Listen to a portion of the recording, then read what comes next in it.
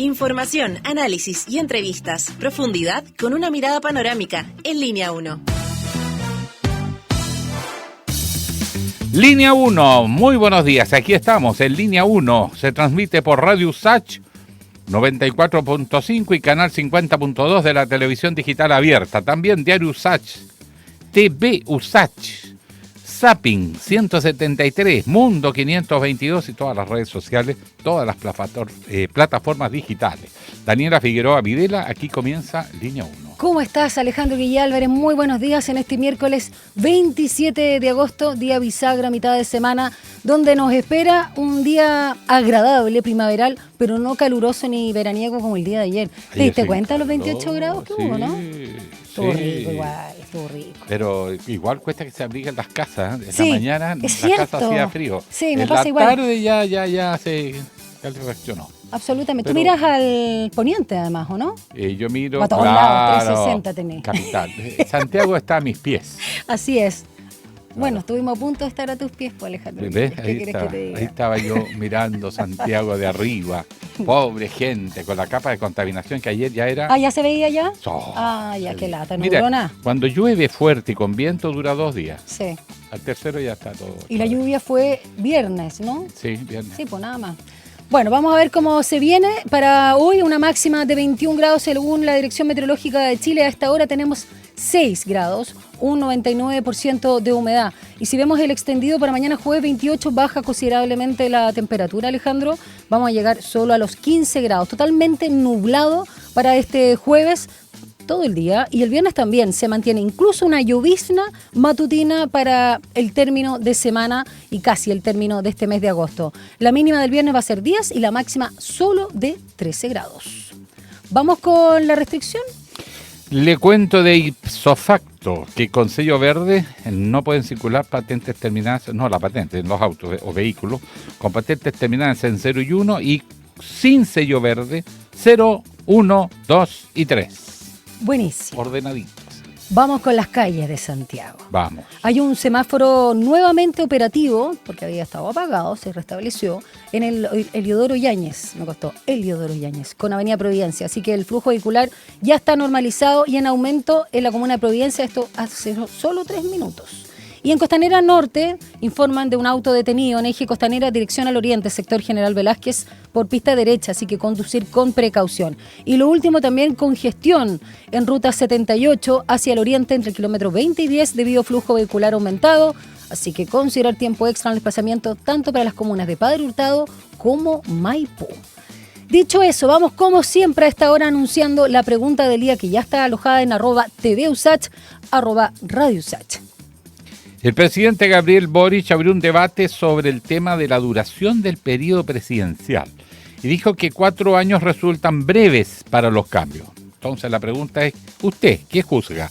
¿Cuánto debería durar el periodo presidencial? Primera opción, 4 años sin reelección, 4 años con reelección y por último el periodo debería durar 6 años y estábamos haciendo memoria que el último fue Ricardo Lagos, ¿no?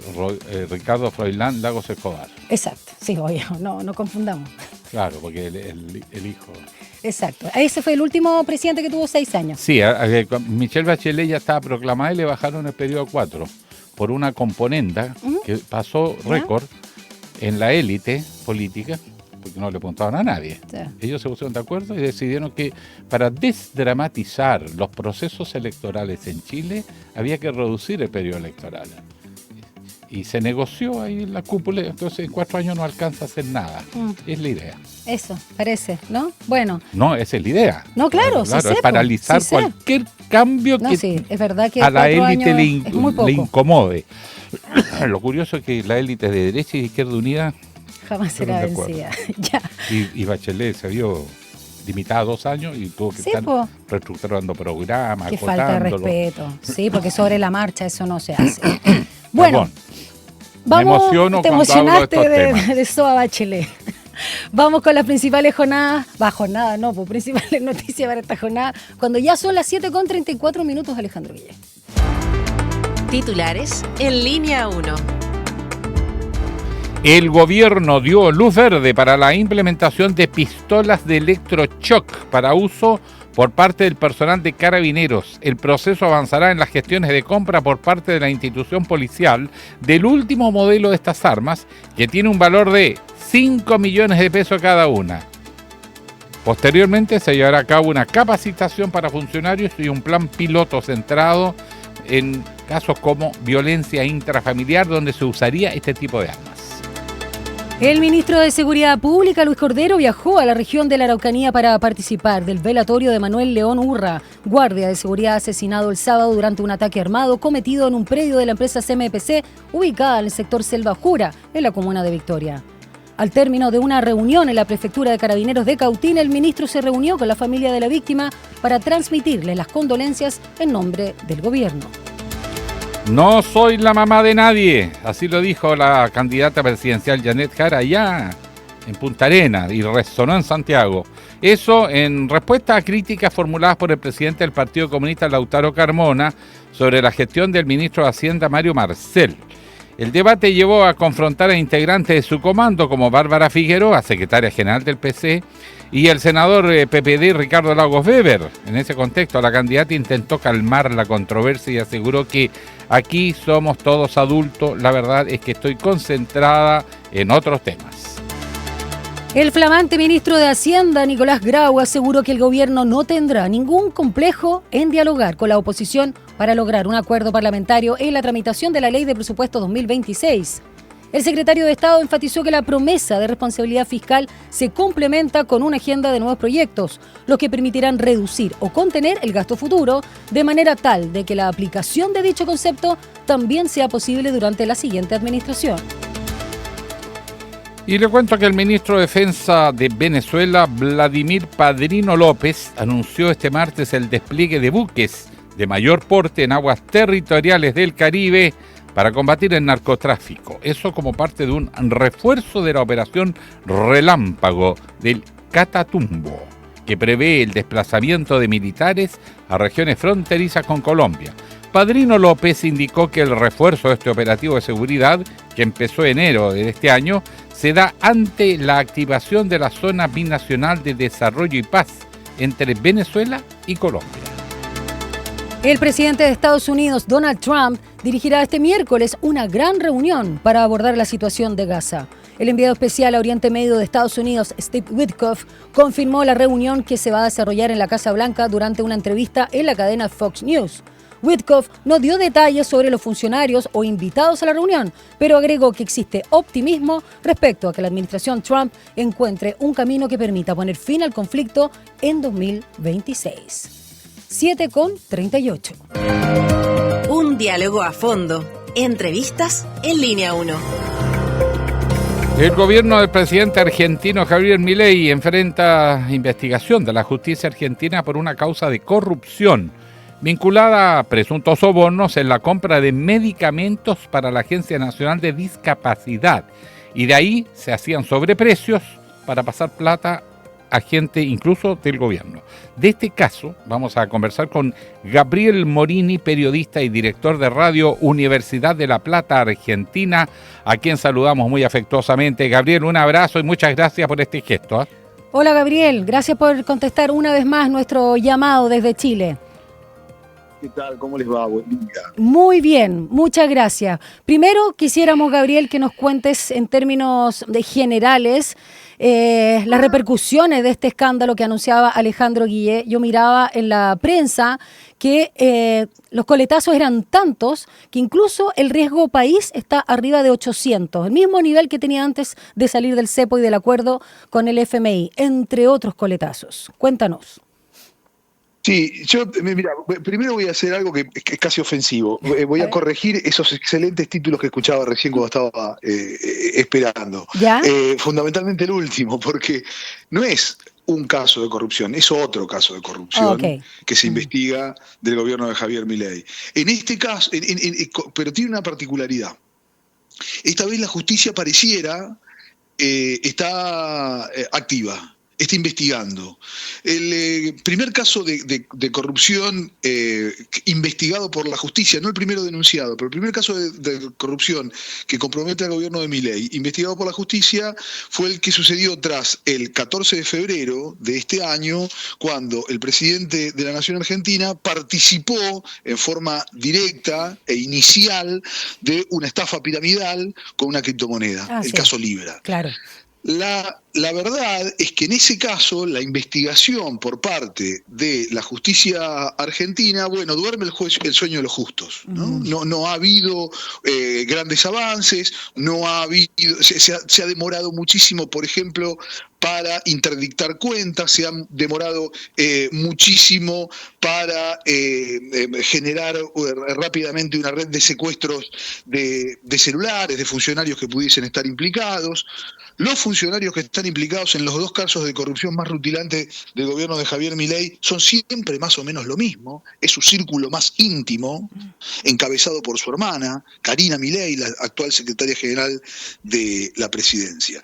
Por el contrario, en este último caso, en el caso que explota tras la filtración de una serie de audios en el que un funcionario del gobierno de Javier Milei dedicado al área de discapacidad, un área, por cierto, muy, muy sensible y en debate en este momento en la República Argentina, revela un esquema de coimas a los laboratorios y fundamentalmente a las droguerías proveedoras de los insumos químicos necesarios para el tratamiento de personas con discapacidad. Ese es el meollo del asunto. Y como bien decías, el episodio escala, en primer lugar escala la investigación judicial. Sí. En pocas horas se libraron 14 allanamientos, se hicieron un montón de secuestros, hubo detenciones, eso en primer término.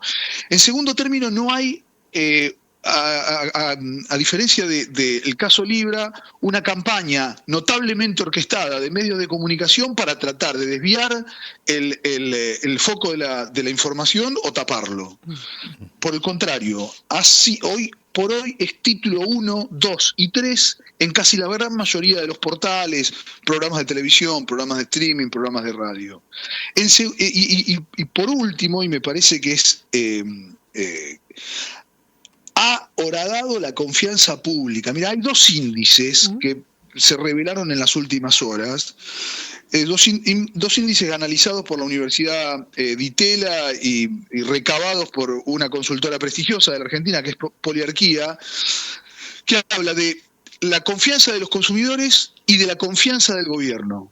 En tan solo un mes, esa confianza de los consumidores y del gobierno, previo a que se conociese el escándalo de corrupción en el área de discapacidad, ese índice de confianza cayó un 14%, se demolió un 14% en estas últimas 2 semanas. E insisto, todavía no se está midiendo, todavía no se ha medido cabalmente cuál es el efecto que produjo efectivamente en la población argentina, fundamentalmente en quienes siguen confiando en Javier Milei, esta proliferación de audios que revelan un entramado de corrupción, bueno, de gran envergadura.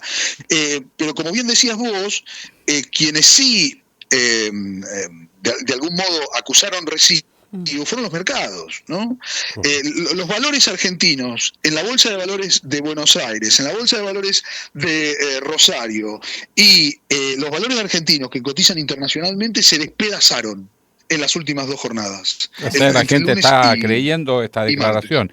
Gabriel, toca el círculo íntimo, ¿no? Fuerte la bala, ¿no? Sí, circula muy fuerte, pero ¿cuán comprometido aparece específicamente Karina Milei, la hermana del presidente? Bueno, de acuerdo a la filtración de los audios, a ver, esto parte del terreno de las especulaciones. Todavía no hay una conclusión de ni cómo se filtran los audios, ni quién filtra los audios, pero muy probablemente los audios correspondan a una serie de entrevistas que este funcionario le da a un consorcio de abogados. y aparentemente allí es grabado. ¿Qué es lo que revela? En primer lugar, el funcionario fue despedido rápidamente. Nunca nadie desmintió que los audios no correspondiesen a él. Nadie dijo, como ha pasado en otras ocasiones, esto es producto de una maniobra elaborada con inteligencia artificial. Es producto de las nuevas tecnologías aplicadas a la disputa política. No, nadie. Nadie desmintió la veracidad de la procedencia de los audios. Quien habla es un funcionario cercano al presidente Javier Milei. Estás hablando de Spagnuolo, ¿no? Milei. ¿De Spagnuolo? Exactamente. Okay. Diego Spagnuolo. Diego Spagnuolo, un abogado que sin haber tenido nunca ningún tipo de relación en el ámbito, con competencia en el ámbito de la discapacidad, desde el comienzo del gobierno de Javier Milei quedó a cargo de la Agencia de Discapacidad. Un sector que recibió recortes permanentes y que fue fruto de un debate público importante en la Argentina.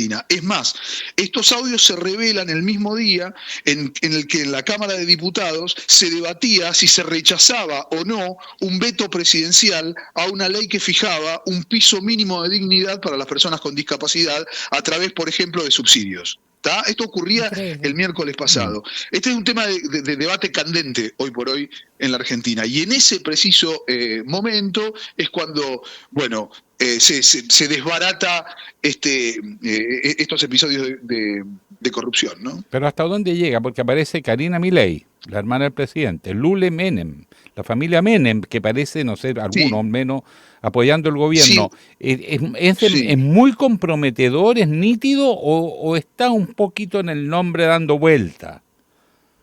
A ver, es el círculo íntimo de Javier Milei, pero es el círculo que aparece además en torno a todos los casos de corrupción que afectan al presidente de la Nación. ¿Por qué digo esto? Quien abre la puerta, quien coordina las reuniones con los empresarios, vamos a ponerle ese nombre, son estafadores internacionales, que le ofrecieron a Javier Milei ser la cara visible de esa del lanzamiento de una nueva criptomoneda, Libra, que terminó siendo una estafa monumental por millones y millones de dólares, es precisamente Karina Milei. Y no ha sido probado aún por la justicia, pero aparentemente hay un tarifario que es el que se cobra para poder abrir esa puerta de aproximadamente $500.000. Ahora, ¿cuánto le pega al presidente esto, estando su propia hermana o asesores tan directos? ¿Está golpeando y porque tienen elecciones complementarias muy pronto y en octubre elecciones generales? Sí. Bueno, la imagen pública digital es lo único que tengo como elemento. Yo lo demás son elucubraciones.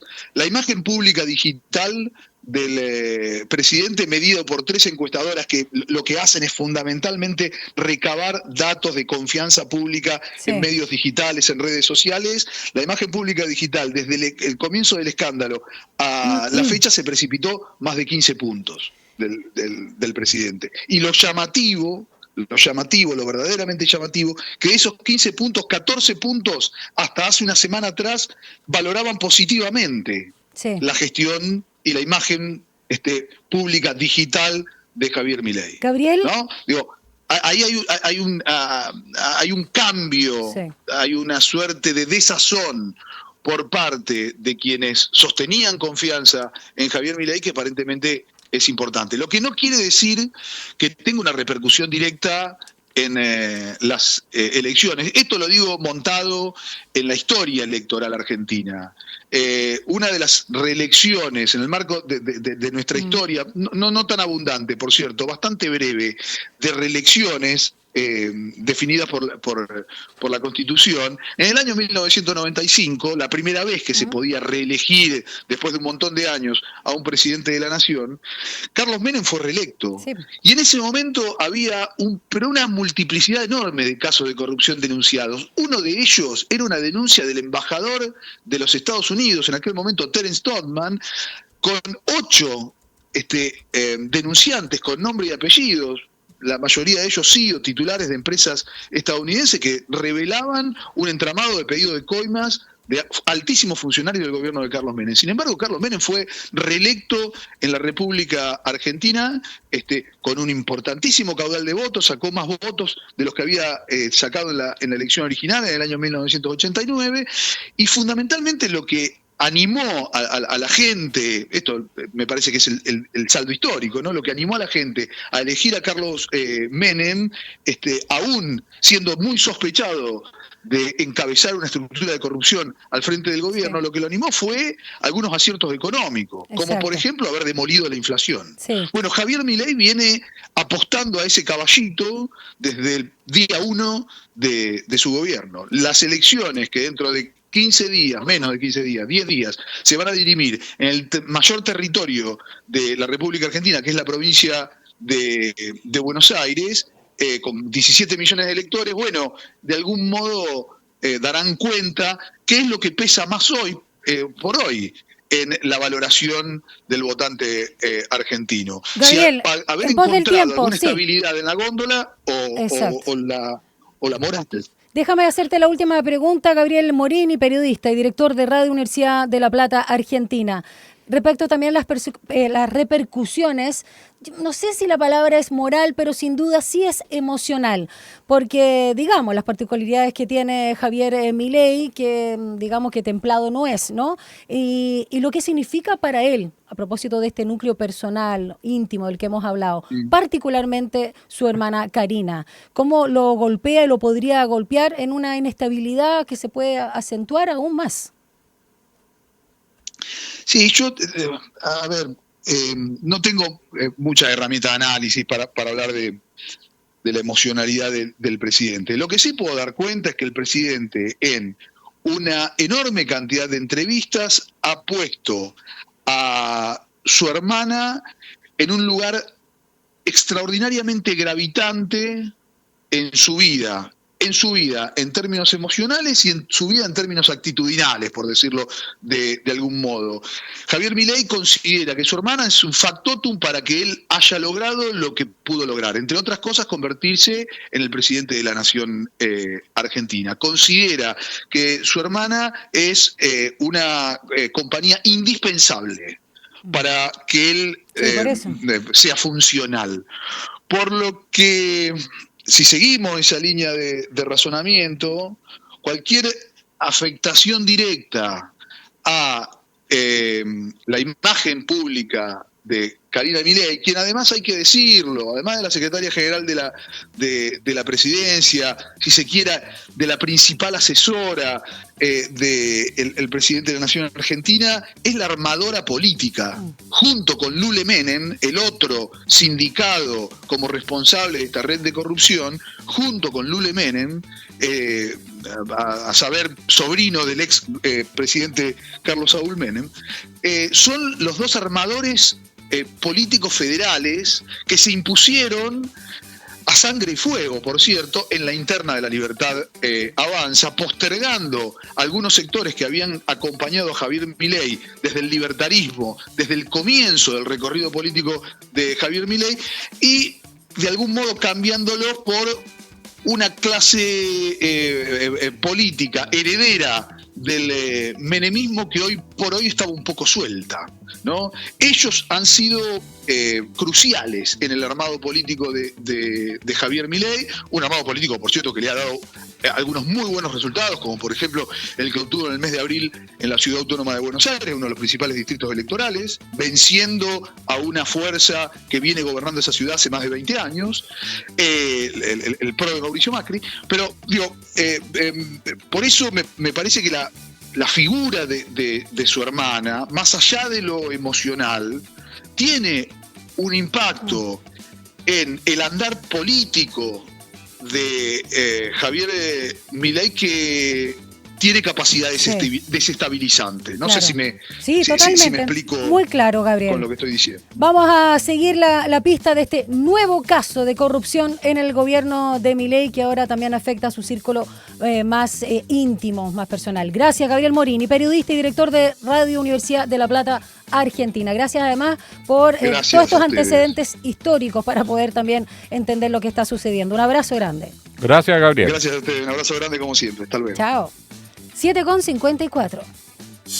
Un análisis profundo y con contexto. Llegamos a Estación Editorial. Ay, ay, ay. Decía Hegel, y lo repetía Carlos Marx, y otros más también lo han dicho, algo así como que la historia se repite 2 veces. La primera como tragedia, la segunda como comedia, con matices, ¿eh? Los términos no son tan así, pero quieren revelar ello. Fíjese que una paradoja. Cuando Jadwe fue candidato del Partido Comunista a las primarias con Gabriel Boric, ¿Cómo olvidarlo? me comentaban por ahí que el presidente del partido, Guillermo Tellier, nunca lo recibió Ah, sí. a Jadwe. Mira. No, había como que el partido estaba en otra, que no era la presidencial el objetivo, porque históricamente el Partido Comunista ha jugado en la democracia desde los años 30, 1932, 33, lo mismo que los socialistas, cuando adhieren a la, incluso segunda mitad más bien de los años 30, a la teoría de los frentes populares, Frente Popular, sí. porque siendo partidos antisistemas se transforman en partidos que juegan en el ritmo democrático, y los comunistas en eso han sido intachables. No han estado nunca metidos en conspiraciones. No. Distintos son fracciones socialistas que han sido más anárquicas, porque ahí hay trotskistas, anarquistas, socialistas, socialdemócratas. El PC no, y se caracterizaba por su linealidad, su consistencia. Ahora ya tuvieron un problema la vez anterior, porque no es la vocación del PC ser líder de una coalición de gobierno, sino más bien es representar un pensamiento y un sentimiento, y por lo tanto se apega mucho no solo a su identidad, sino a sus principios y a sus clásicas banderas. Y obviamente al encabezar una coalición, hoy día están en una situación compleja. Inédita. Exacto, no solo inédito, sino complicado. Distinto a ser candidatos solo, porque pueden levantar todas las banderas que quieran, van como PC, pero cuando van en coalición, obviamente tienen que ceder a las ideas de los otros. Y esto coincide además en un periodo en que dentro del partido hay una gran discusión acerca de, bueno, cómo leemos el Chile de hoy, cuáles son hoy. No los principios son siempre luchar por la igualdad, que es clásico de la izquierda, la libertad es más un discurso de la derecha, en fin, bueno. Pero Chile cambió, entonces, ¿qué pasa con las banderas históricas? Y esa transición parece que les está costando mucho. La tensión dentro del partido es evidente porque no conocemos muchos antecedentes de que estas diferencias que han existido antes se hagan públicas y evidentes, y en consecuencia significa que la tensión dentro es muy grande. Pero ocurre en un momento complejo porque hay un gran vacío de la izquierda de propuestas. Entonces, ¿cómo estructuras un programa donde los principios se diluyen, las banderas no están claras y se trata de ser pragmático para parar la olla para una elección? Entonces, la tentación a refugiarse en las parlamentarias es muy grande. Sí. Y es probable que eso les esté ocurriendo. Lo que está apostando Lautaro Carmona. Exactamente. Pero como digo, es una situación compleja porque hoy día no está muy claro qué es ser progresista, cuáles son los límites, no hay un proyecto global de lo que es la izquierda, que es lo que proponen ni para Chile ni América Latina, y por lo mismo hay sectores dentro del PC que están buscando banderas nuevas, que están proponiendo, entre ellas Janet Jara y otros sectores, sobre todo los más jóvenes, pero que están ahí en una tensión con los llamados viejos del partido, Sí. que son más tributarios de sus banderas y sus postura, por miedo a que el pragmatismo los termine de diluir, como diluyeron finalmente a la socialdemocracia, que terminó administrando un modelo ajeno, que no compartían en principio, pero que por pragmatismo lo asumieron. Lo fueron a ayudar. Entonces, claro, y lo fueron a ayudar, y las alternativas que han surgido se han diluido, a la hora de los que hubo reina el pragmatismo de corto plazo, y esa gran confusión se les está haciendo presente en plena campaña. Entonces la pregunta es, ¿por dónde van a hacer la apuesta? Por ahora parece ser que está en las parlamentarias, Sí. al Congreso es como el gran objetivo, más que la presidencial. Son las 8, ¿por qué quiere que le diga? Pues. Sí. Ya, Sí. pues. Ya, pues. Grandes palabras, grandes reflexiones de Alejandro Guillén, su editorial. Falta un minuto para las 8, vamos a una pausa y ya regresamos con más contenidos en Línea 1. Una breve pausa y ya regresa Línea 1. Es la hora en Radio USACH. 7 de la mañana y 59 minutos. Minbu presenta Historias de Barrio. Esta es una de las tantas veces que Pedro y Carlos entrenaron juntos en la Villa Panamericana. Dale, Pedrito, de aquí te así viral pa' TikTok. Si estáis hablando con el próximo medallista olímpico, cada vez más cerca de la cima. Obvio, de Villa Panamericana para el mundo. Sí, oigan, muy deportista y todo, pero acuérdense de entrenar para los 7 también, po. Ya vamos. El condominio de Pedro y Carlos también es parte de los proyectos entregados durante este periodo. Infórmate y postula en www.minbu.cl. Ministerio de Vivienda y Urbanismo. Gobierno de Chile. Del 6 al 30 de agosto ven a ser parte de la 5ª versión del Festival Cultura Migrante USACH, que este año celebra a Bolivia, con actividades gratuitas en cine, artes visuales, música, arquitectura andina, gastronomía, entre otras. Luzmila Carpio, Freddy Mamani, Elvira Espejo, Horacio Durán y Elisa Loncón, entre otros exponentes, son parte de esta programación intercultural. Todos los detalles en las redes sociales de Extensión USACH y en www.vime.usach.cl. Entradas gratuitas en Portal Tickets. ¡Les esperamos!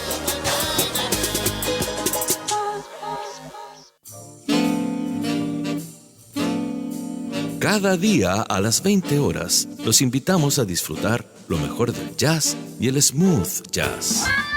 Ahora Jazz, por la 94.5, Radio USACH.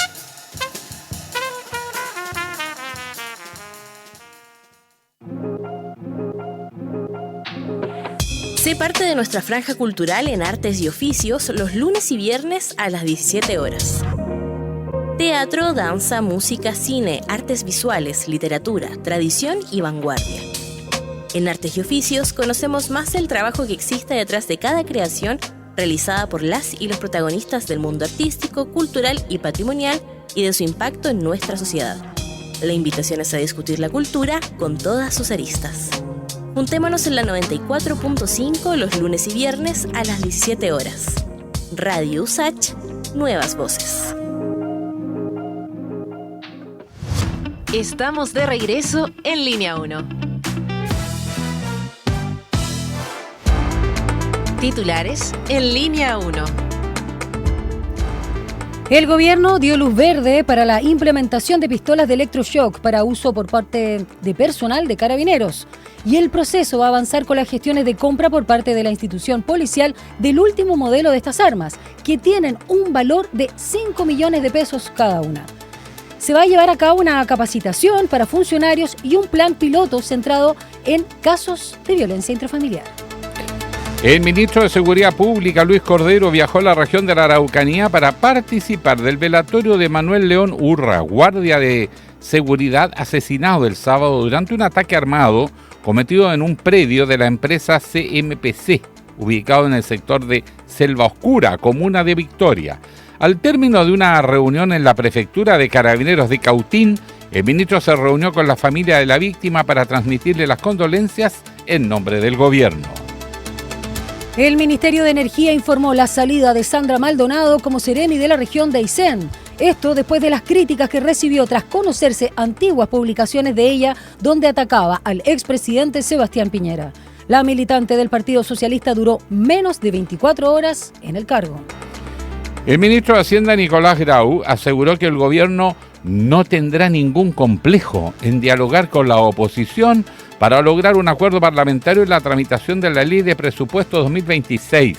El secretario de Estado enfatizó que la promesa de responsabilidad fiscal se complementa con una agenda de nuevos proyectos, lo que permitirá reducir o contener el gasto futuro. Eso de manera tal que la aplicación de dicho concepto también sea posible durante la siguiente administración. El ministro de Defensa de Venezuela, Vladimir Padrino López, anunció este martes el despliegue de buques de mayor porte en aguas territoriales del Caribe para combatir el narcotráfico, como parte de un refuerzo de la operación Relámpago del Catatumbo, que prevé el desplazamiento de militares a regiones fronterizas con Colombia. Padrino López indicó que el refuerzo de este operativo de seguridad, que empezó en enero de este año, se da ante la activación de una sola binacional de desarrollo y paz entre Venezuela y su vecino país, Colombia. El presidente de Estados Unidos, Donald Trump, dirigirá este miércoles una gran reunión para abordar la situación en la Franja de Gaza. El enviado especial al Oriente Medio de Estados Unidos, Steve Witkoff, confirmó la reunión que se va a desarrollar en la Casa Blanca durante una entrevista con la cadena Fox News. Witkoff no dio detalles sobre los funcionarios o invitados a la reunión, pero agregó que existe optimismo respecto a que la administración Trump encuentre un camino que permita poner fin al conflicto el 2025. 8:05. Un diálogo a fondo. Entrevistas en Línea 1. Ya lo comentábamos en titulares, el gobierno aprobó la incorporación de pistolas de electroshock, conocidas por una de sus marcas, ¿no? Como las Taser. Y esto es para carabineros, armas consideradas de menor letalidad que inmovilizan a una persona mediante descargas eléctricas. Su implementación va a comenzar con un plan piloto que está enfocado en casos de violencia intrafamiliar, sin embargo, no se descarta que se utilicen en otro tipo de situaciones. Amnistía Internacional y otras organizaciones han advertido sobre los riesgos de un uso indebido que podría derivar en prácticas de tortura o en tratos crueles, inhumanos o degradantes. De este tema vamos a conversar con Alejandra Mohr, investigadora del Centro de Estudios en Seguridad Ciudadana, el CESC, de la Universidad de Chile, socióloga y magíster en Ciencia Política por la misma Casa de Bello y con más de 20 años de experiencia en Seguridad Ciudadana, Policía y Sistema de Justicia. ¿Cómo estás, Alejandra? Muy buenos días. Muy buenos días, Daniela. Buenos días, Alejandro. Y a todos quienes nos escuchan. Gracias. Gracias, Alejandra. El uso de este tipo de armas en otros países, ¿qué experiencia se ha recogido? Hay poca evidencia sobre el uso de las tasers o dispositivos de electroshock. Y esto mismo es lo que genera preocupación respecto de cómo se va a implementar el uso en Chile. No es una discusión nueva en nuestro país, pero lamentablemente es una discusión a la que le ha faltado fondo. Sí, cuando se plantea que se va a incorporar en un piloto, como muy bien señalaba Daniel en la presentación, para un cierto tipo de hechos, no obstante no está cerrada la puerta que se utilice en otros, uno se pregunta, bueno, ¿cuál es la planificación para un uso que tiene una finalidad de prueba para justamente poder valorar la medida en que es pertinente para nuestro país? Esto no puede hacerse solo en base a las recomendaciones internacionales. Hay países donde estos tipos de dispositivos no se usan. Hemos visto experiencias connotadas internacionalmente que han resultado en el fallecimiento de personas por el mal uso. Entonces, no se trata solo del dispositivo. El dispositivo es un medio que debe ser utilizado por personas debidamente capacitadas y bajo estándares conocidos y transparentes. Alejandra, hay un artículo que saca de The Clinic donde hablan de que 3 grandes departamentos de policía de Estados Unidos revelaron que estas pistolas fallan más del 30% de las veces que se usan en procedimientos policiales y terminan en muchos casos policías usando además luego armas de fuego. ¿Cuál es la señal que se envía con este tipo de armas? Obviamente cuando uno habla de armas nadie se queda tranquilo, ¿no? Y a propósito del precio, hablábamos de 5 millones de pesos cada una y sé que es un mala talla, ¿no? Humor negro, que finalmente los mismos delincuentes van a terminar robándolas. Pero también pensar qué es lo que hay de fondo, porque tú decías muy bien, las estrategias, los tipos, además de los delincuentes, ahora están con armas de fuego. Entonces, los delincuentes del crimen organizado, los motochorros, qué sé yo. Entonces, parecería que podrían ser incluso pistolas de juguete cuando se podrían utilizar en casos de violencia intrafamiliar, que a lo mejor no es el mejor método, valga la redundancia, porque ellos a lo mejor no tienen un hombre que golpea a su pareja, a su mujer, a su hija, qué sé yo, no lo hace con un arma de fuego necesariamente. Bueno, ahí hay diversas cuestiones que tener en consideración. Primero, el uso del dispositivo de choque eléctrico en un contexto en el que no es posible, mediante estrategias previas de desescalamiento de la violencia, contener a la persona agresora en una relación uno a uno, ¿no? Que como serían los casos de violencia intrafamiliar. Claro. haciendo uso debido de ellas podría representar menos de riesgo que en espacios abiertos de como otras instancias donde la relación es de muchas personas, ¿no? Aquí yo creo que la cuestión es que cuando se plantea la necesidad de incorporar herramientas para el uso de carabineros que antecedan el uso de las armas de fuego, estamos pensando en diversificar las alternativas de uso de la fuerza. Pero detrás de eso tenemos un problema mayor, y es que no hemos logrado zanjar la discusión como país sobre el uso de la fuerza en sí mismo. Sí.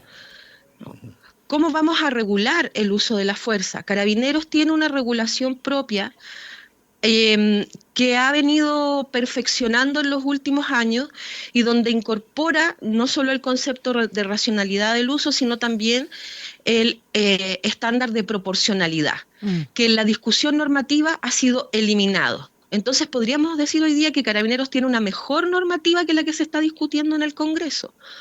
No obstante, también en paralelo que se discute, que se aprueba el uso de armas, de este tipo de armas menos letales en Carabineros, se está planteando también en paralelo modificaciones legales para que otras personas no miembros de las fuerzas policiales, me refiero a los funcionarios municipales que hacen, cumplen roles de fiscalización, puedan tener acceso a estas armas. Entonces, no hemos terminado de alcanzar una convicción sobre el debido uso de este tipo de dispositivos para funcionarios policiales, formados como funcionarios policiales, y ya la estamos abriendo respecto de otros funcionarios sin formación policial y sin mandato policial, ¿no?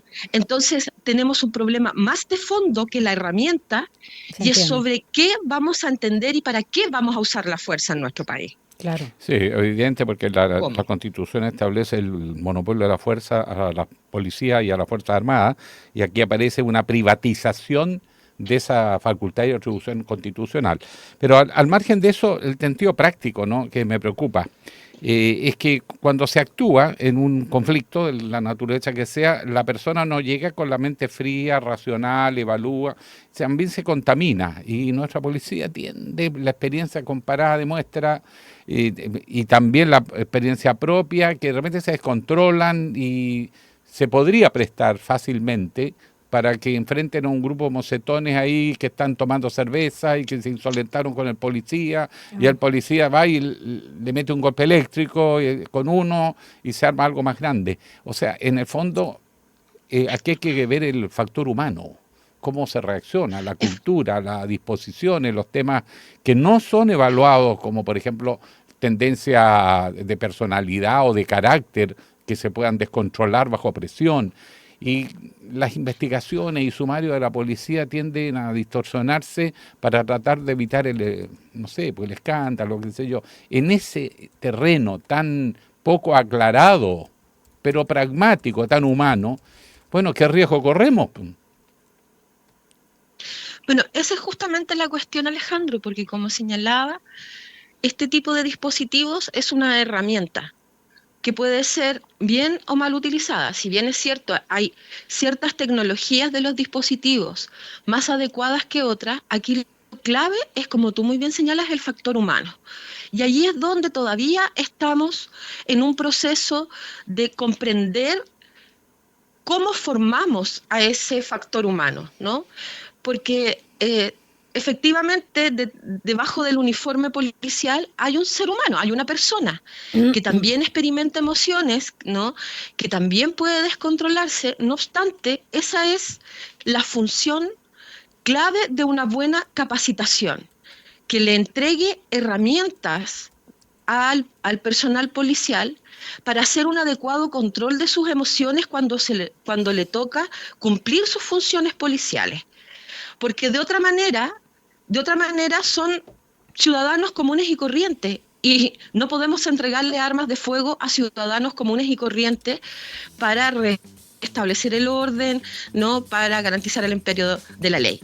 Son personas, si bien es cierto, son personas, ciudadanos, ¿no?, sujetos de derecho, deben deben pasar por un proceso de capacitación suficiente para que a la hora de tomar decisiones tengan todas las capacidades para hacerlo y no sean solo otra persona susceptible de emociones como cualquier otra, ¿no? Ahí está la clave, y por eso es que es tan importante que en esta información que se entrega respecto de conocer que se va a hacer un piloto, cómo se va a capacitar, cuáles son esos estándares, cuestiones que no sabemos y que no fueron presentadas oportunamente cuando se requirieron a la unidad consultiva para la reforma, que aparece mencionada No Amnistía, y Viviana es un miembro permanente de ella.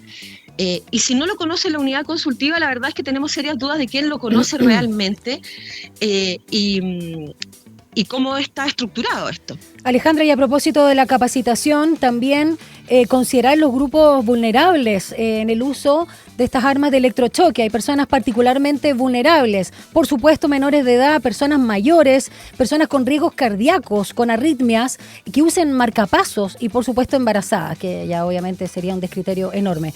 Pero hay que considerar eso porque uno no tiene por qué saber quién está usando, por ejemplo, no se ve un marcapaso. Puede ser una persona joven que se vea vital, pero puede no ser así y causarle incluso la muerte. Así que muy, muy riesgoso también, es importante esa capacitación que tú bien señalabas. Muchas gracias por acompañarnos. Sí, Alejandra, la última palabra. No, un placer. No, simplemente decir que aquí no se trata de descartar a priori herramientas que contribuyan a mejorar las capacidades de seguridad del país, ¿no? Sino que se trata de tomar decisiones que, como han recomendado incluso organismos como el Banco Interamericano de Desarrollo, vayan en el sentido de formar a nuestros funcionarios policiales para desescalar la violencia y no incrementarla. Exacto. Porque eso redunda en más seguridad para la ciudadanía y para los propios funcionarios policiales. Gracias, Alejandra Amor, investigadora del Centro de Estudios en Seguridad Ciudadana, el CESC de la Universidad de Chile. Gracias, Alejandra. Un abrazo. Gracias, que tengan buen día. Gracias, chao. Oye, y ojo, sí.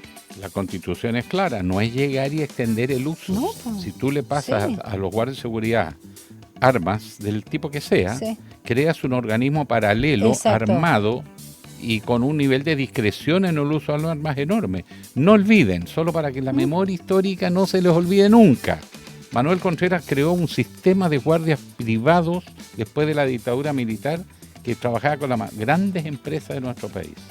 Entonces los que hay detrás son gente que tiene unas costumbres medias raras, como la de un sujeto que vamos a mencionar ahora después de la siguiente entrevista. Así es. Tenemos 7,6 grados a esta hora cuando son las 8:17. Un diálogo a fondo. Entrevistas en Línea 1.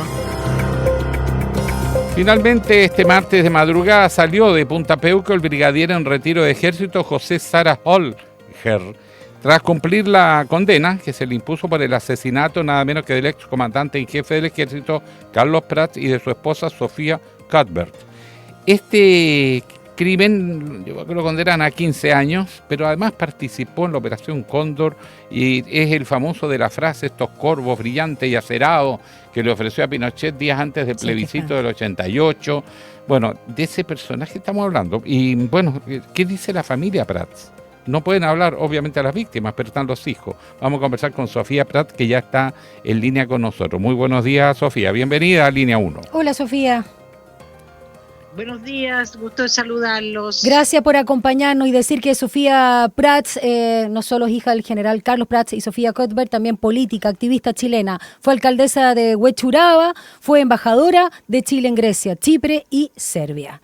Bueno, me imagino que, no sé si la palabra será, Sofía, corrígeme, sentimientos encontrados, porque de alguna manera bastante magra, por lo menos yo lo veo así desde afuera, la condena que cumplió estos 15 años, que llegó además bastante, digamos, tarde, pero dadas las condiciones en nuestro país, al menos se pudo cumplir. Poco y nada dijo, ¿no? Cuéntanos cómo ves esta situación de la excarcelación de José Sara. Bueno, después de tantos años que habíamos cumplido la promesa de hacer justicia del año 2010, que fue el fallo de la Corte Suprema, después de 15 años revivir esta situación es muy conmovedora. Sin embargo, como tú bien dices, es una condena muy extraña, porque el juez Solís había solicitado 15 años por cada uno de los homicidios. 15 años por el homicidio de mi madre y 15 años por el homicidio de mi padre. Sin embargo, la Corte Suprema decidió considerarlo un solo homicidio. Por esa razón se limitó a la mitad de la pena que correspondía. A pesar de eso, como familia estamos tranquilos porque, como decía, logramos que se develara la verdad, que fue que Augusto Pinochet ordenó este crimen, este doble crimen, y que participaron altos oficiales del ejército del servicio activo, cosa inédita en nuestro país y que provoca un baldón sobre el ejército. Sin embargo, estamos tranquilas porque se cumplió lo que pensábamos y cumplió la condena que correspondía. Ahora, también estamos tranquilas porque no ha cambiado la condición en que él entró a la condición de criminal. Estuvo 15 años preso y sale con la misma condición. Por tanto, eso a nosotros nos deja tranquilos porque queda registrado su participación y su condición. Ahora, en Chile nos hemos acostumbrado a asumir justicia incompleta, porque la resolución de la Suprema, primero, es una resolución respecto a la condena 15 y 15, de reducirla a la mitad, bien arbitraria, porque no sé en base a qué se justificó, pero además con los agravantes del historial de este personaje. Hay que recordar que hay antecedentes tanto más graves como su participación activa en la Operación Cóndor, que se vincularon los sistemas de represión en Chile con de otros países vecinos y persiguieron gente en distintos países, de distintas nacionalidades, Cóndor, y ahí actuaron a pliachere, y eso ni siquiera se consideró como antecedente. Bueno, tampoco ha colaborado en la investigación de otros procesos en que está. Así que, bueno, pero como familia, como digo, estamos tranquilas. Se cumplió cuando uno como ciudadano se somete al Poder Judicial para buscar justicia, bueno, finalmente también tiene que acatar ese veredicto. Sofía Prats, también preguntarte por lo que se ha hablado, ¿no?, de que Punta Peuco deje de ser una cárcel especializada en, digamos, criminales de lesa humanidad, violadores de derechos humanos, y se convierta en una cárcel común y corriente. ¿Cómo ves esa iniciativa del gobierno y también lo que ha hecho justamente el presidente Boric en materia de verdad, en materia, por supuesto, con el plan de búsqueda y algunos casos no solo emblemáticos, porque la verdad, claro, tu caso, tu familia es emblemático, estamos hablando de militares asesinando a militares en todo este contexto macabro que vivimos como país, pero hay muchos casos de anónimos y anónimas que todavía están pendientes. Respecto de Punta Peuco, yo pienso que quienes están condenados deben tener el mismo trato y no que haya una cárcel especial. Eso es un principio básico de la democracia. Por tanto, yo apoyo lo que el presidente está haciendo. Ahora, respecto de todo lo que el presidente ha hecho en esta materia, quiero contarles que ayer tuvimos con mi hermana Angélica por primera vez en la agrupación de ejecutados políticos. ¿Ya? Nunca habíamos participado y fuimos a una reunión y nos hicimos socias de la agrupación. Mira. Y conversando con estas personas, con Alicia Lira, su directora, su presidenta, le preguntamos justamente cuál había sido su experiencia durante este gobierno. Dice que ha sido durante la democracia el único gobierno que ha tomado en serio los temas de derechos humanos.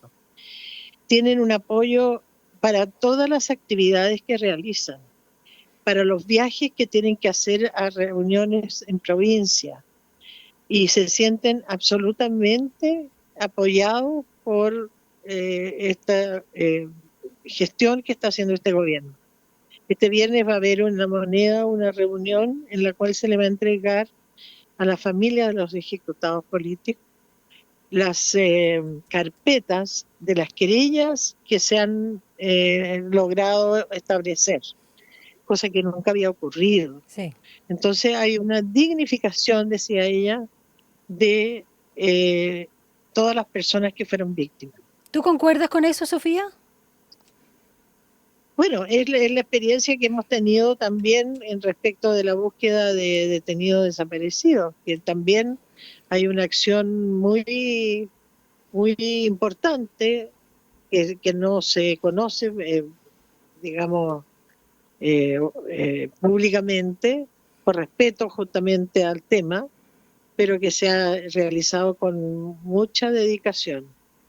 ¿Qué sientes, Sofía? Perdona que me tome la confianza, pero me resulta muy familiar. Pero si nos conocemos, pues. Sí, por eso digo.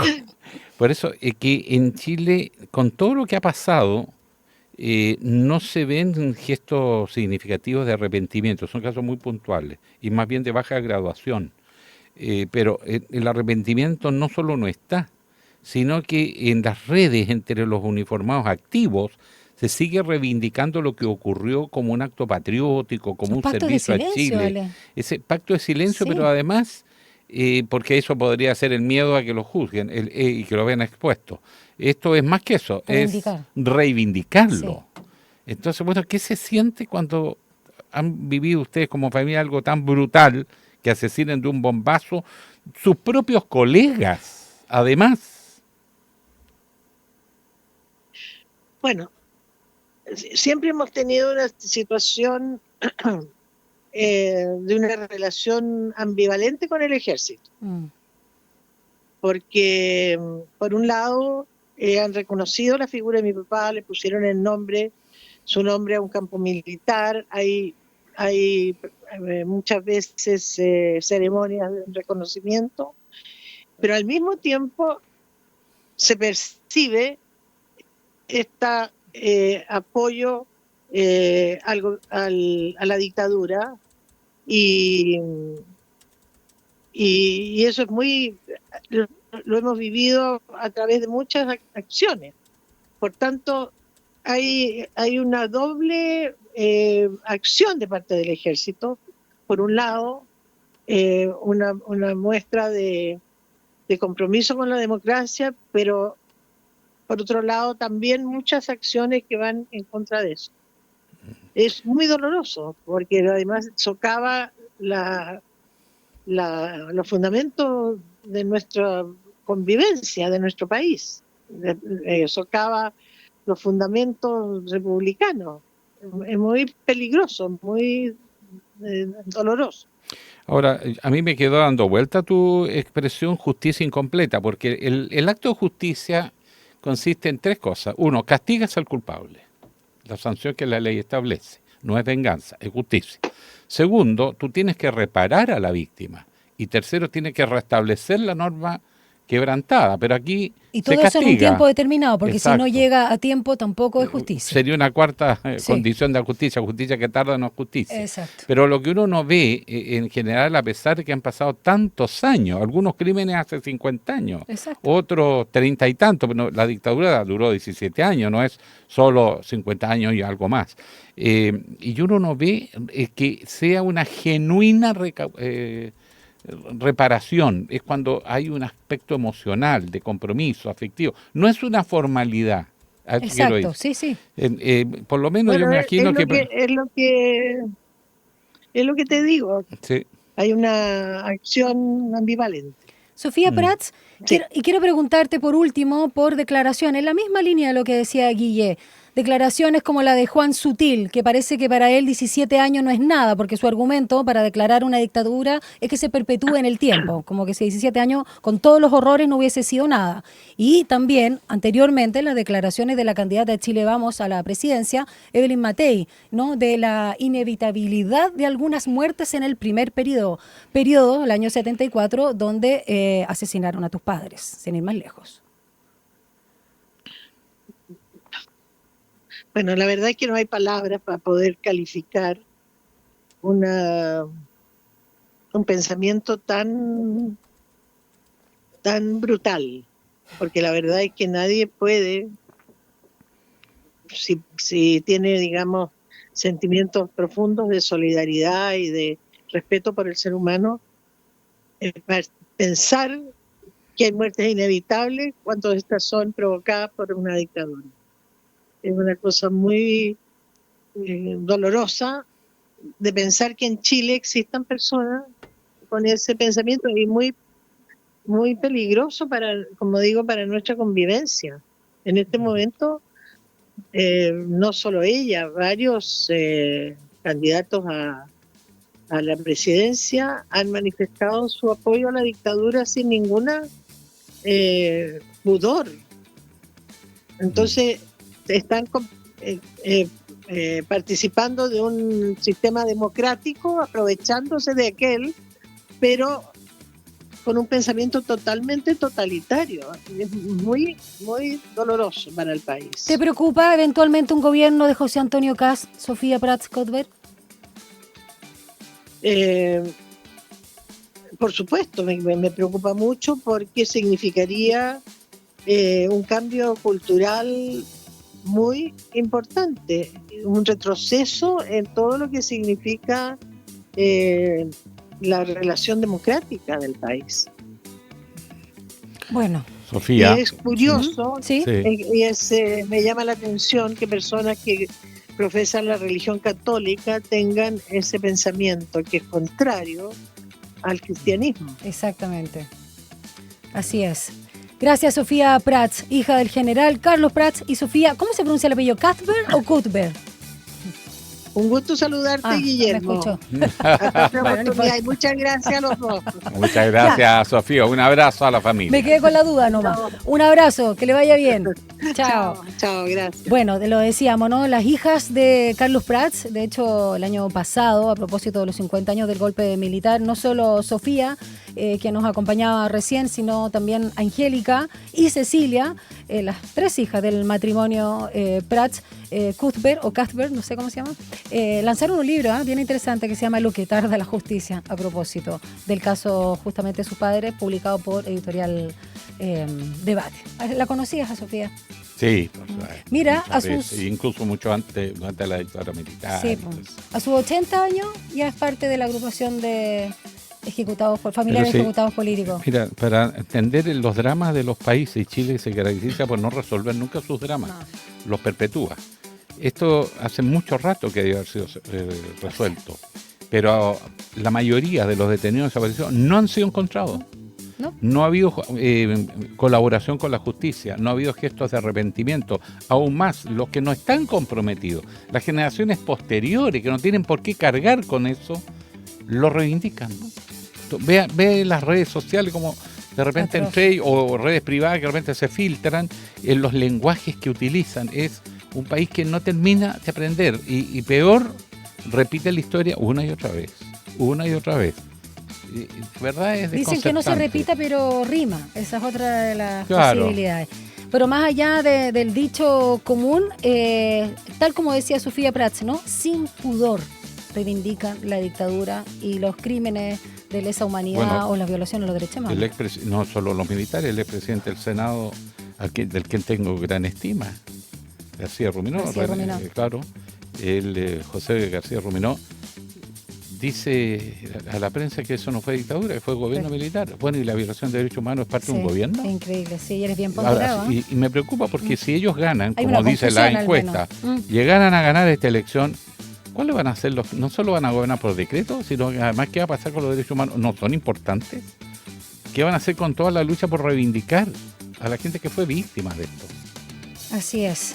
Vamos a ir a una pausa musical, no, vamos a cantar, no, una pausa. Pero antes recordemos la pregunta del día, ¿te acuerdas cómo era? No era tan difícil. Era la duración del periodo presidencial. Exacto, mira, acá la tenemos. Presidente Boric abre debate sobre la reelección presidencial, porque dijo 4 años resultan breves para los cambios. Te estamos preguntando a ti a través de @SantiagoTV, @TVUSACH, ¿qué tipo de periodo es el ideal? 4 años sin reelección, como hasta ahora. Sí. 4 años con reelección, como es, por ejemplo, Estados Unidos, o el periodo de 6 años como era antes del cambio a los 4 años. Como somos prudentes, no pusimos el caso de Nayib Bukele en El Salvador. Y de tantos dictadores de izquierda y de derecha que llegan al gobierno por vías democráticas y que cuando llegan lo primero que hacen es suprimir todos los organismos públicos, las políticas sociales y terminan con los límites a la reelección. Exactamente, alterando ahí la Constitución por Perpetuarse. decreto. Perpetuarse en el poder. Con 9 grados vamos a una pausa y ya regresamos con más Línea 1. Una breve pausa y ya regresa Línea 1. Cada día a las 20 horas los invitamos a disfrutar lo mejor del jazz y el smooth jazz. Ahora Jazz, por la 94.5, Radio USACH.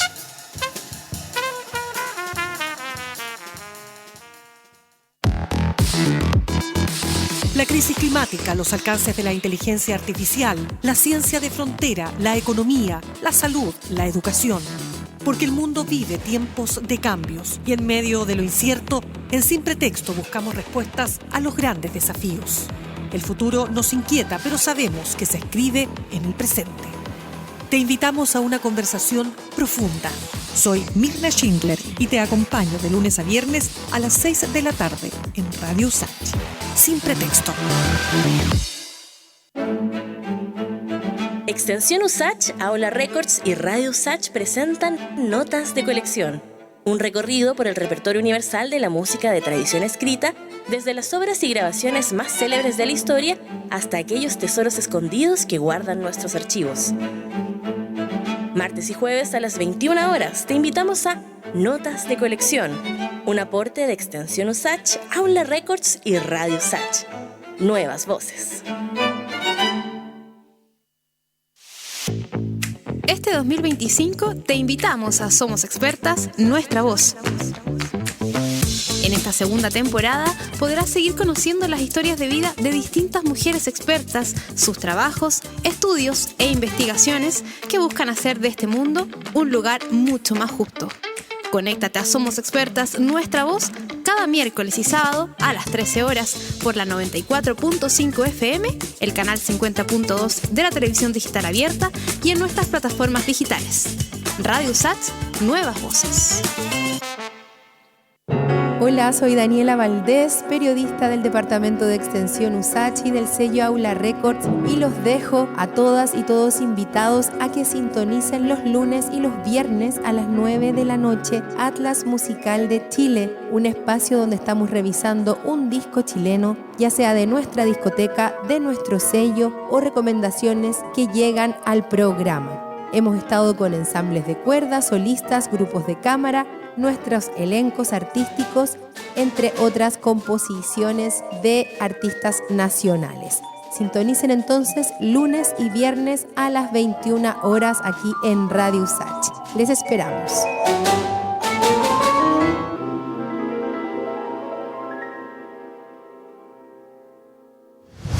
Estamos de regreso en Línea 1. Un diálogo a fondo. Entrevistas en Línea 1.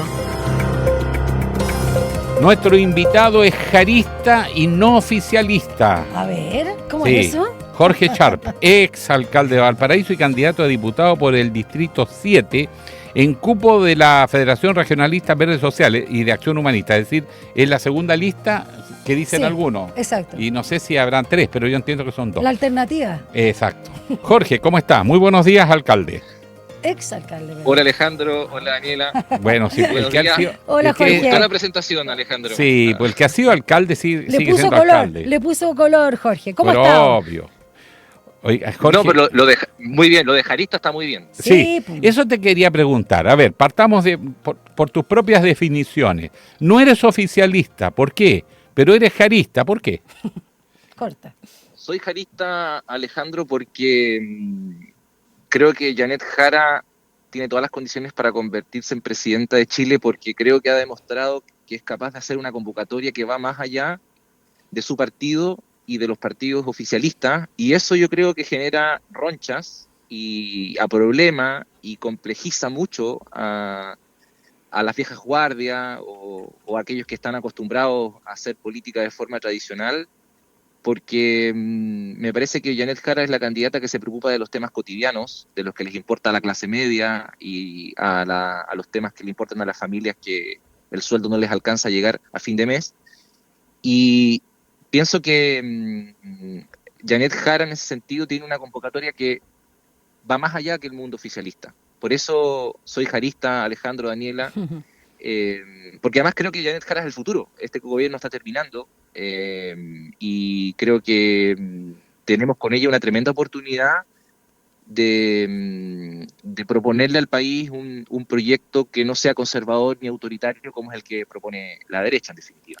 Jorge, tú has sido bastante crítico en general, bueno, no solo a este gobierno, la verdad que a la izquierda, y algo que venía planteando también Alejandro hoy en su editorial, y ya no solo por el Partido Comunista o esta coalición Unidad por Chile, sino la izquierda en Chile y en todo el mundo, que ha bajado las banderas.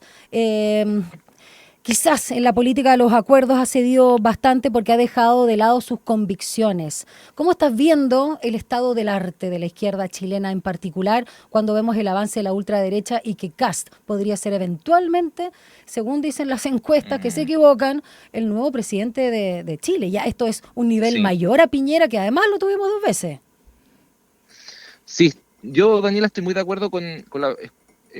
escuché a Alejandro y no estoy de acuerdo con él. A mí me parece, agregaría que la izquierda chilena hace mucho rato es estéril, es completamente estéril para poder hablarle de forma clara, llana, sencilla a las familias chilenas, y le ha dejado un espacio gigantesco a la derecha, un espacio gigantesco. O sea, creo que le ha regalado los temas de salud, los temas de seguridad, los salarios, que son a mi juicio los 3 temas que más importan a la gente, y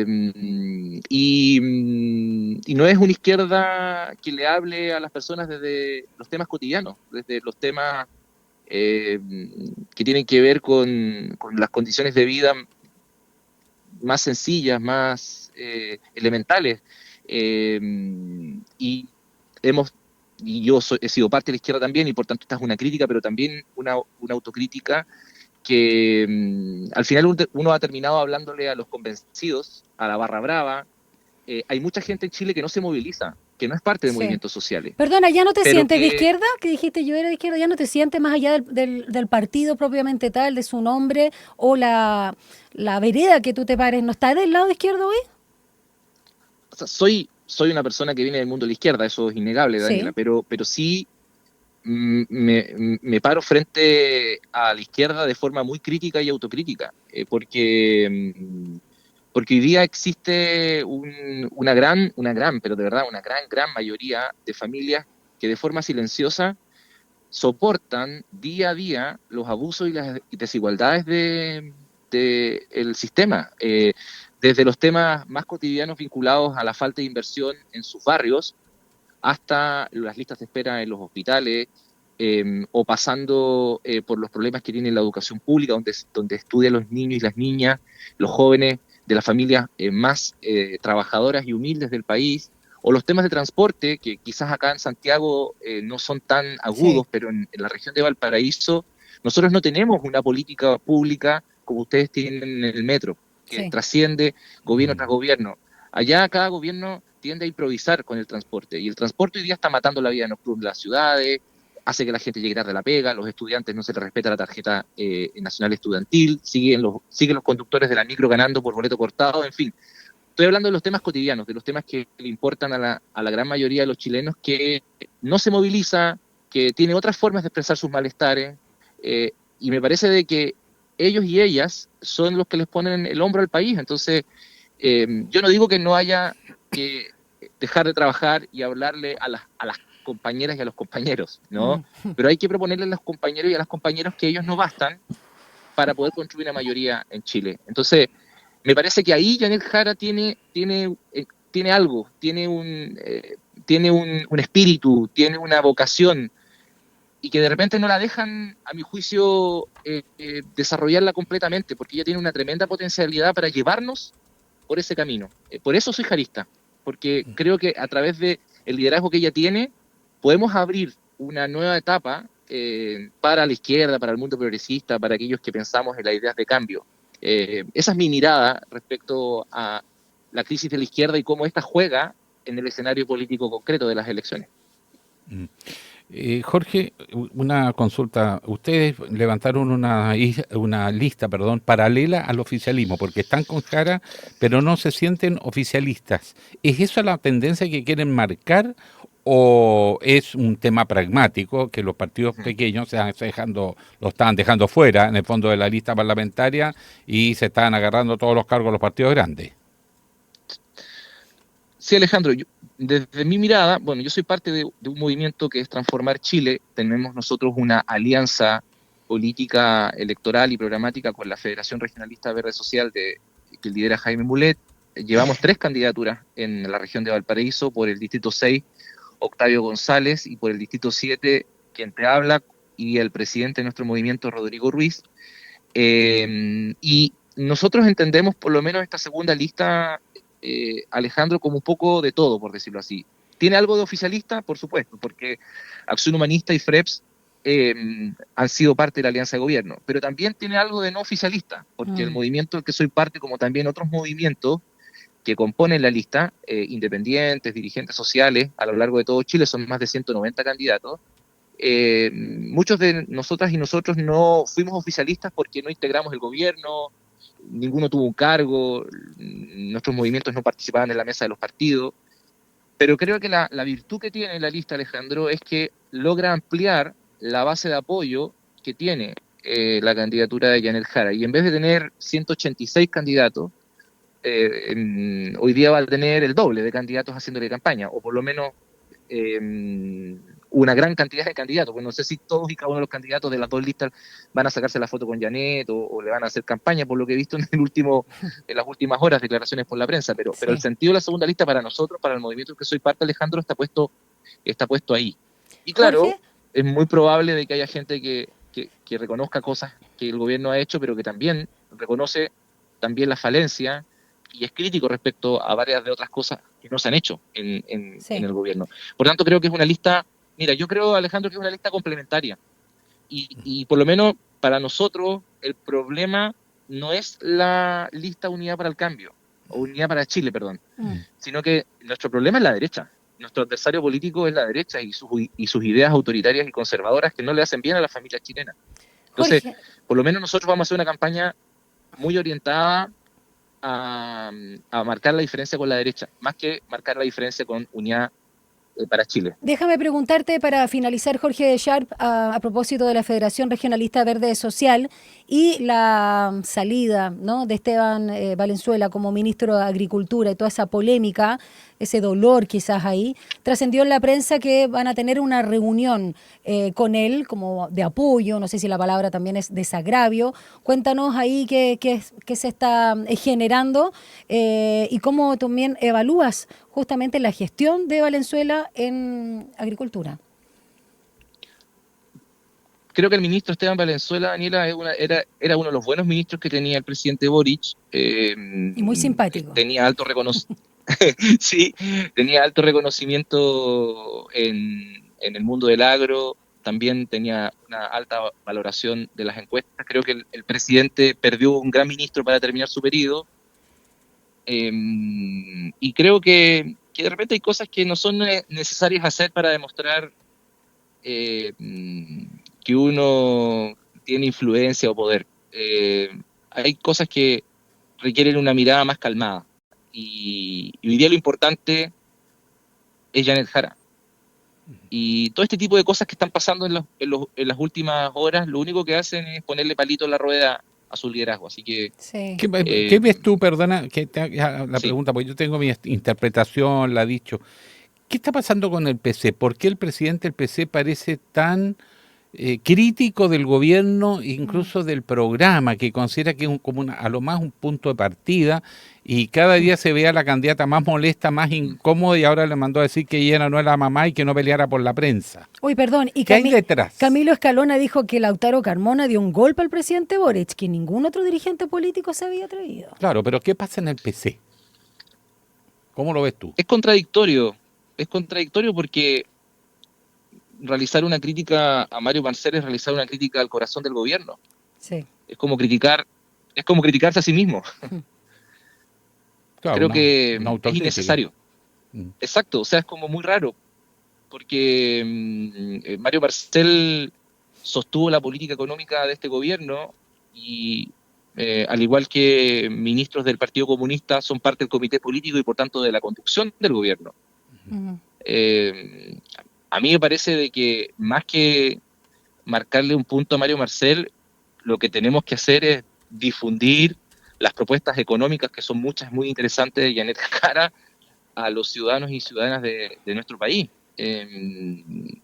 Y me parece que el liderazgo de Janet Jara es un liderazgo que pone en tensión las formas tradicionales y los liderazgos tradicionales en la política, Alejandro, Daniela. Jorge, para sí. finalizar, perdón, y ya que estábamos evaluando, te estábamos pidiendo de alguna opinión sobre los ministros, dadas las paupérrimas cifras de viviendas entregadas para la reconstrucción de Valparaíso luego de estos mega incendios, a 18 meses de esta tragedia, ¿cómo evalúas la gestión de Carlos Montes en vivienda? Me parece que la reconstrucción ha sido un fracaso en la región de Valparaíso. A mí no me extraña, Daniela. Como alcalde viví muchas reconstrucciones y sé cómo el Estado se pone burocrático y lento cuando las cámaras se van de los lugares siniestrados. El Estado olvida y deja tirada a las familias que lo perdieron todo. Eso lo sé de primera fuente. A nosotros nos pasó. Quedamos solos como municipios realizando reconstrucciones sin todas las herramientas y recursos. Hay un punto sí que tiene el ministro Montes. La jefatura de la reconstrucción en Viña del Mar la tiene Javiera Toro, la ministra de Desarrollo Social. ¿Tú dices ella es la responsable? Ella es la responsable máxima de la reconstrucción. Ella fue mandatada por el presidente de la República con todos los poderes para poder realizar el proceso de reconstrucción. Yo hace un par de semanas atrás planteé una idea que no tuvo eco. La planteo nuevamente. Frente a la crisis en la que se encuentra la reconstrucción en Viña del Mar, proponía que la ministra Toro dejara el Ministerio de Desarrollo Social a cargo de su subsecretaria y se fuera a trabajar hasta el último día del gobierno del presidente Boric a Viña del Mar, a Quilpué y a Villa Alemana para empujar la reconstrucción. Lo que sucedió en dichas comunas de la región de Valparaíso fue una catástrofe de proporciones humanitarias. Eso requiere una respuesta extraordinaria de parte del Estado y requiere que una ministra de Estado deje de estar en Santiago y esté en el terreno trabajando con las alcaldesas, trabajando con los servicios regionales, trabajando con los vecinos, escuchando sus dolores, escuchando sus malestares, trabajando con la empresa privada para sacar adelante la reconstrucción. Entonces, a mí no me extraña todo lo que ha pasado, pero no hay que olvidar de que la jefatura de la reconstrucción es del Ministerio de Desarrollo Social. Y claramente el Ministerio de Vivienda tiene un rol, pero el responsable máximo de la reconstrucción es la ministra Javiera Toro. Gracias, Jorge Sharp, exalcalde, por supuesto, de Valparaíso y ahora candidato a la Diputación por el Distrito 7 en cupo, por supuesto, de la Federación Regionalista Verde Social y de Acción Humanista. Gracias por haber conversado con nosotros acá en Línea 1. Gracias, Jorge. Un abrazo. Gracias, Daniela. Gracias, Alejandro. Suerte, Alejandro, que te vaya bien. Gracias. Chao. ¿En qué? ¿En qué te tiene que ir bien? ¿En la vida? Ah, ¿sí? Sí. ¿Estás seguro? ¿No es con vista al mar? ¡Ya! Ahí te la dejo. Ya se inscribieron los candidatos. ¿Quién sabe? Después de otro periodo. ¿Quién sabe? En 8 años más. 53. Las noticias que marcarán la jornada. Ahora, la agenda del día. Gonzalo Espinosa. ¿Cómo estás, compañero? Bien, muy bien. ¿Y ustedes? ¿Por qué tan serio? Estoy como con el cable tirante acá, parece que el audífono es el de allá. Pucha. Pero bueno, Pucha, así cae. nomás, No, así pues, nomás. Es que este es el mío. Que Claro. yo Dejémoslo uso. así nomás. Cuando la corbata queda atrapada en el cinturón y uno queda medio doblado. Les traigo la agenda y una noticia muy interesante. Te llegáis a reír. A ver. Que, sí, A ver. que se pasa? viene el ciclo de política económica presidencial acá en la Facultad de Administración y Economía de la USACH. Y la risa se debe a... A lo que dijo don Alejandro Guiller. ¿Qué dijo? ¿Qué dijo? Lo de la corbata. Ah, No me acuerdo. pasó. Ya, pasó colado. Ya, ¿no? ya, Yo Pasó colado. Pasó, no, Sí. me la perdí. Bueno, les cuento, los departamentos de Economía y de Gestión y Políticas Públicas de la USACH te invitan a participar del ciclo de política económica presidencial este jueves 28 de agosto a las 11:20 de la mañana en el auditorio de la FAE. Tendremos el primer encuentro con la presencia de Osvaldo Rosales, asesor económico de la viene. candidatura de Janet Jara. Invitado Qué bueno estelar. que venga. Sí. Así Además, que no es mete pata. Ay, no, sí, porque mucho mejor que Escobar. Madera. Se me salió. Ya. no lo olviden, mañana jueves 28 a las 11:20 horas en la Facultad de Administración y Economía. Oye, ¿y quién modera esto? Una figura destacadísima. A ver, no conozco ni una acá. ¿Es importante? Es una figura importante del periodismo. ¿Cómo quién? Así. ¿Del periodismo solamente? Gran figura. Me tinca que... ¿De talla grande? Por favor. De renombre. ¿Se llama Guillermo? Se llama Guillermo. Don Guillermo. Don Guillermo. Don Guillermo. Oiga, no empecemos con las confianzas. Críticas. Don Guillermo. Don Guillermo. Don Guillermo. Ya. Don Alejandro Guille va a estar ahí moderando esta actividad. Pero qué bien, qué honor. Se va a invitar a varios comandos a hacer la presentación de su ¿Va a estar programa Alejandro económico. o Guillermo? Exacto. Va a estar ambos. Ambos, van a estar ambos. ¿Vaya a invitar o no? Está invitada, ¿puedo hacer sí, es preguntas? abierto. Profe. Sí, Ah, ya. abierto. Perfecto. Todos invitados entonces en la FAE. Ya.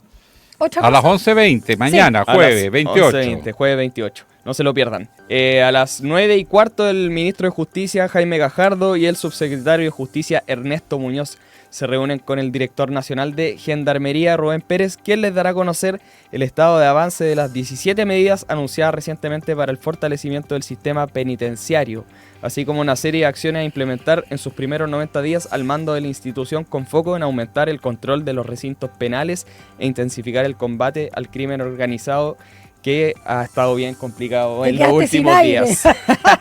Y a las 9 horas continúa la reformalización en el caso Audio Factop, teniendo como imputado, entre otros, al abogado Luis Hermosilla. Oye, está largo este tema que deberíamos retomarlo, porque de repente fue la noticia y son Claro. tantas aristas. Este es el caso original, Exacto. Audio del Factor, Audio Factor. pero que tiene otras aristas. Pero deberíamos retomarlo, estaría bien bueno. Así Vamos con es. los resultados de la pregunta del día, Gonzalo. Vamos con los resultados de la pregunta del día. Recordarla, el presidente Boric abrió el debate sobre la reelección presidencial. En una actividad dijo que 4 años resultan breves para los cambios Un poquito. que buscan implementar. No solo él, sino que otros también presidentes. Y le preguntamos a nuestro público qué tipo de periodo es el ideal. Un 8% sostuvo que 4 años sin reelección. El actual. Exacto, el actual. Un 44% señaló que 4 años con reelección sería algo bueno, y un 48% afirmó que el periodo debería durar 6 años, como cuando era, no sé, el último fue Ricardo Lagos. Sí, eso Sí. Duró 6 años. exactamente. Elwin 4. También le cambiaron el periodo de 6 a 4. Pues bueno, ya ¿Y, sabemos y la razón. cuál es el discurso del progresismo, de la época que gobernaba? Hay que desdramatizar para que la derecha no sintiera que iba a pasar mucho tiempo, porque había gobernado Elwin, había gobernado Frey, había gobernado Lago, venía Bachelet como avión, entonces para que no se pusieran nerviosos los niños de la derecha, que le vamos a cortar el periodo a Bachelet, y con eso neutralizas efectivamente gobierno de grandes transformaciones que cuesta hacerlas, Claro. y los transformas en gobierno de administración. Eso es un diseño en política. Podrá estar uno de acuerdo o no, pero es el diseño. Ya, pum. ¿Qué le parece? Excelente. 11,5 grados a esta hora. Recuerden, esperamos 21 para esta jornada de día miércoles. Y deja de echar la invitación acá a la 94.5. ¿Quién viene? Viene Rodrigo Alcaíno con el enlace USACH. Así es. Nosotros hasta mañana. Hasta pronto. Chao, profe.